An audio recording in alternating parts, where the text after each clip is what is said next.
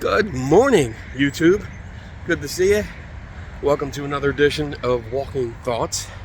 So, this morning I want to address a question from Cree, and it was trying to remember it word for word, but I can never do that. That's why I write everything down. But basically, the question was, what damage can be caused by misinformation of a location? So I guess if a location has stories told about it that are not factual, what damage can it do? It's a good question, because it can have different consequences.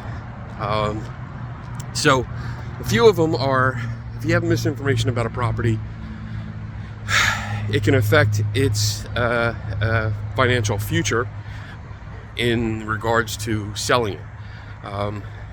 Paranormal tourism is up now. Like, a lot of people love going to these places, but if a house has a reputation for being haunted, it might be a difficult sell. We've seen this in the past, where houses have been torn down because they just can't sell. They sit abandoned because they have a reputation, and that's a financial loss for the owner, because now they can't sell the house to buy a new one or move out of the way. Or if they do move, it's much more of a financial hardship because they don't have the income from the house that's allegedly haunted. And in many cases, it's not the owner that spreads those rumors or misinformation. It's the neighborhood. And I mean, in the last 25, 30 years, it's been the internet. What else is there? What kind of damage? It spreads misinformation to the general public. It kind of undermines the accurate historical information of a location. You know, a lot of these places are based on solid history that can be backed up by records and such. But when you start injecting fabrications of events or change events in order to sell a story, a spooky story, which in turn might be to sell tickets. I'll get to that in a minute. You are undermining the accurate historical accounts and skewing what people will learn about the location, which can have an impact on how they view certain cultures and time periods and people. Because if they're being fed information about them doing certain rituals or certain practices or acting in a certain way that's out of character with their culture and the time, you're getting bad information. What else is there? There is selling tickets. Tourism, again, is a popular thing, but it can undermine the reason that a historical site is there. That's a horrible way to say it. But there's historical locations all over the country, all over the world. And instead of focusing on the history, some focus on the paranormal stories, and the history gets lost. And that can affect, depending on where you are, that can affect grants and money coming in, because donors, which a lot of historical sites, at least in the States that I'm aware of, a lot of rely on donations and grants from different organizations and such. But if it has a reputation, people might not want to donate because they don't want to keep, such a haunted or demonic place going and entertaining tourists, because it just goes against their beliefs. There's also property damage. We have people that trespass. Actually, a good case to give examples for would be I'm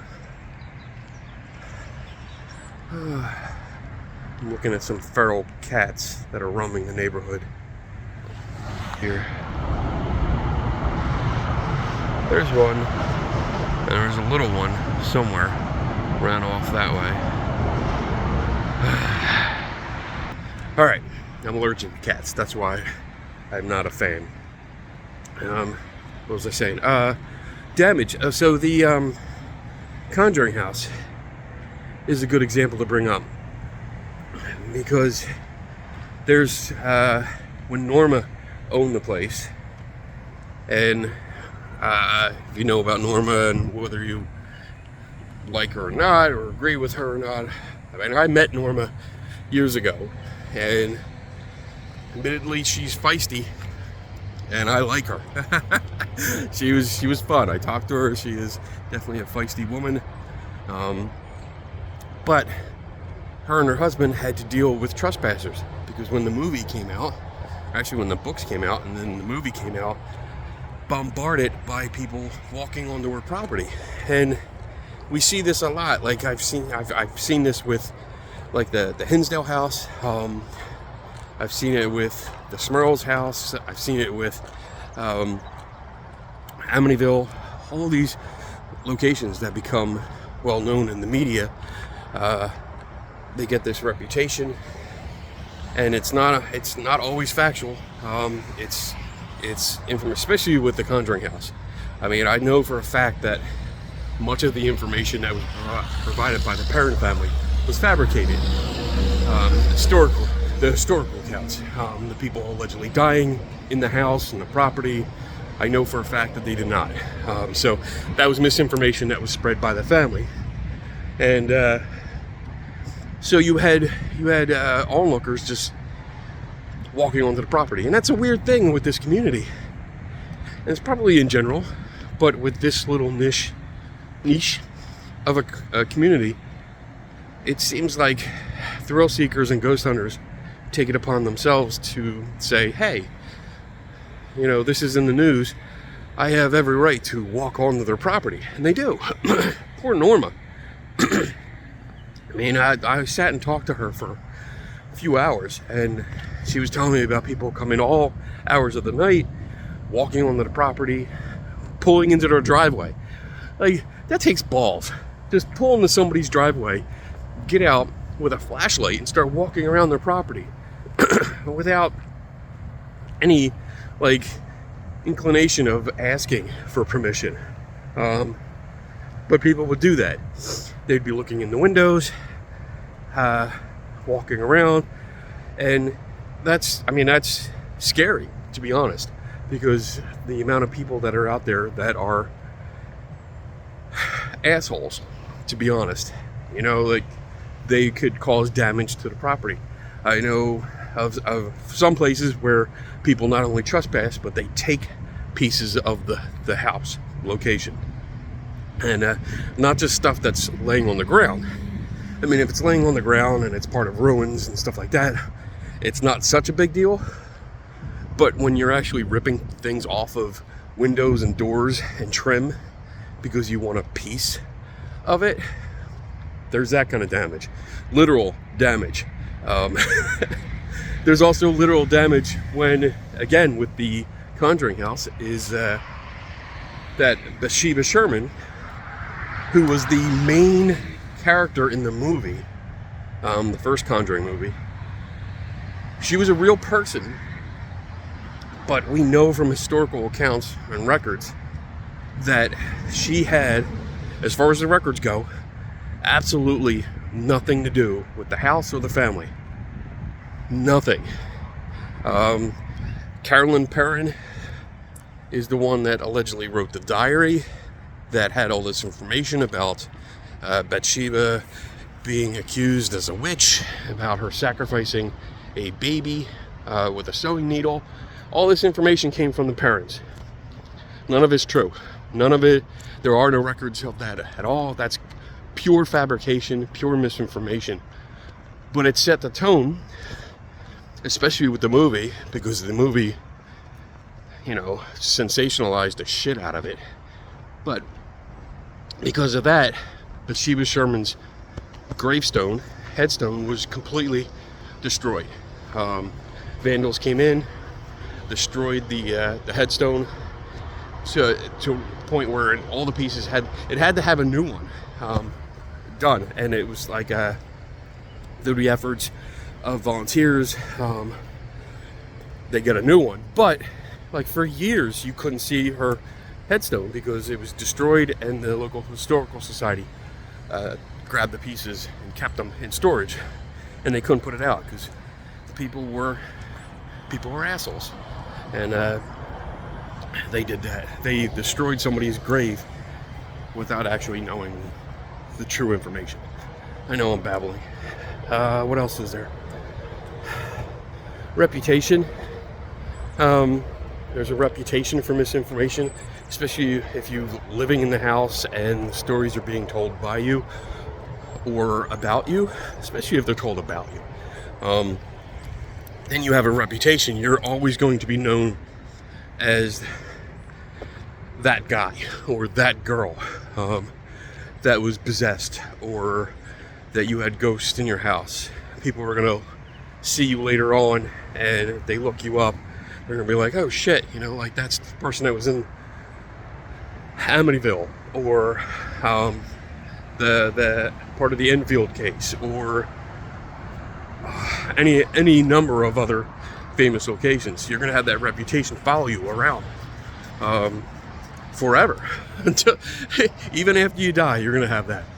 And it's bad if it's one thing if the family themselves put that information out, because then if it's misinformation, I really have no sympathy for them, because they did it to themselves.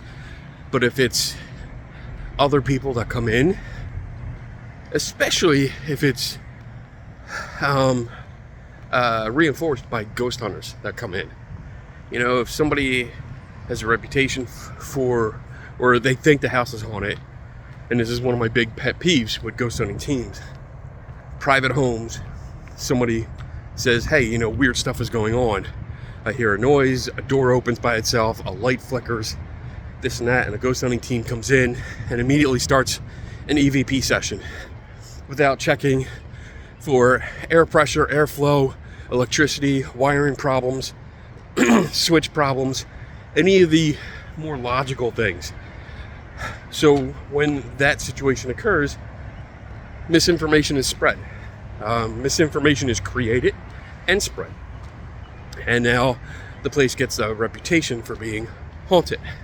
And the owners now have to deal with that, which is another form of damage, because you can do psychological damage to homeowners when ghost hunters do this kind of ghost hunt and blame everything on a ghost or a demon, especially a demon. Oh shit. If they do their EVPs and their blinky lights and noisy noises and say, hey, we think this is a demon, could be a demonic haunting, spread some information like that, like the Warrens were happy to do all the time, because everything was a demon to the Warrens. Fucking people. Now you're causing stress and anxiety to the homeowner, because again, something I've always said, like, ghost hunters come in for like 4 or 5 hours, they do an overnight, and then they leave. Maybe they come back with their results, which are hardly ever scientifically analyzed. They are amateurly looked at and compared with ghost hunting shows, in my experience. And then misinformation is created and passed on to the homeowners. Now the homeowners are worried about living in their own house, and it can cause stress, it can cause anxiety, it can cause tension, which in turn will have other effects on relationship, because it can strain a relationship between people living in the house, because tensions are high. And then you can run into a domino effect where it's like they start blaming the ghost for everything, or they start, the family starts fighting, couples start fighting because they're both scared, and it gets into a lot of stuff. more like TV drama stuff, which is unfortunate because that can break up people all because they had misinformation. It's taking money. I don't know if I already talked about this, but taking money for false statements. You know, like if misinformation is used willingly by people trying to sell tickets back in, and they knowingly report or promote misinformation about objects or locations and stuff like that, then they are doing financial damage to the public because they're selling the stories as truth when it's not.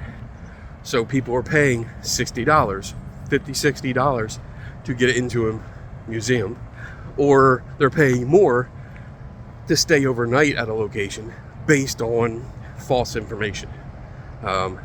The lure of the place is fabricated and then gets you to come in. So there's a financial loss on your end, and then that's also promoted by, again, ghost hunters going in there, not doing a good science-based investigation and promoting more misinformation. Getting my steps in. So I hope I covered everything. There's probably more stuff that I'm not thinking of. But that's just with the paranormal. I mean, we're not even talking about other things in the world, like misinformation about vaccines and medicine, healthcare, mental illness, stuff like that. When you get into misinformation, that can be as grand as an idiot in charge of our healthcare, or it can be as minimal or small as your friend or neighbor saying, well, I heard, or they say if you do this it'll fix it, which can be dangerous because I've had friends, this is personal experiences, personal stories here, so take that in mind, but I have had friends call me and say, hey, you know, like, my kid has this, or I have this, and I was going to the doctor, but my friend said, try this supplement, it's supposed to do this and that. And after looking it up, realizing that, and talking with them and realizing like other medications and stuff they're on, that if they took this supplement, which I'm putting in air quotes because it wasn't really a supplement, it was a bullshit alternative medicine kind of thing, which if it's alternative to medicine, it's not medicine. But if they took that supplement, it would have a harsh interaction with the medication that they were on and actually cause more damage to them health-wise than if they didn't take it. So I'm not a medical doctor, but I just sent them the information from medical sources, not from like what would you call them, woo-woo sites selling bullshit, selling all these alternative medicine things. So I sent them the information so they can read up on it and not take it. So misinformation can have dire consequences if you follow it. And yeah, like, this goes beyond the paranormal community, but it's something to think about. That's why I'm always saying never stop learning. That's why I say fact check things. People tell you stuff, they tell you this will work, check it. You know, if you go to a doctor and they give you medicine and you're curious about it, ask them. You know, a good doctor will give you the information. They'll point you in the right direction, and you can educate yourself through good science-based sources. If historical sites tell you about the history of the place, don't be afraid to question it. Don't be afraid to look up records. Ask for records. I've done that plenty of times, where I'm asking, like, all right, a tour guide will tell us, oh, documents show us that this person lived there. Great. Where are the documents? Like, can I see them? And usually it's a very confused look I get because they don't actually have the documents. And that's been in my experience. It doesn't mean it's across the board, it's just in my experience. They usually don't have the documents. Once in a while they do, but yeah, most of the time they don't, and they're very confused. And the tour guide will say, well, let me talk to my manager. And I would say like 50-50, I get the impression that they were hoping I'd go away from that. But, you know, you guys know me. I don't.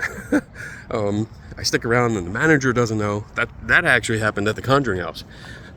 Because when I did a tour there, I asked about records that they claimed to have. And they said, oh, let me talk to the manager. And they got the manager, and the manager was expecting me to take his word for it. And I said, no, that's not how this works. I was told you had documents, like here. So let me see them. And I'd like to verify it. Or can you point me in the right direction? And they didn't have them. So always ask. Don't be afraid to ask questions, because that's how we learn. That's how we combat misinformation, by asking questions and insisting on good information, insisting on documentation, insisting on records. All right, I'm going in. Gotta hit the showers. Well, it's only one shower, but and then go to work. Big day today. So never stop learning. And thanks guys for watching, and I look forward to your comments below. See ya.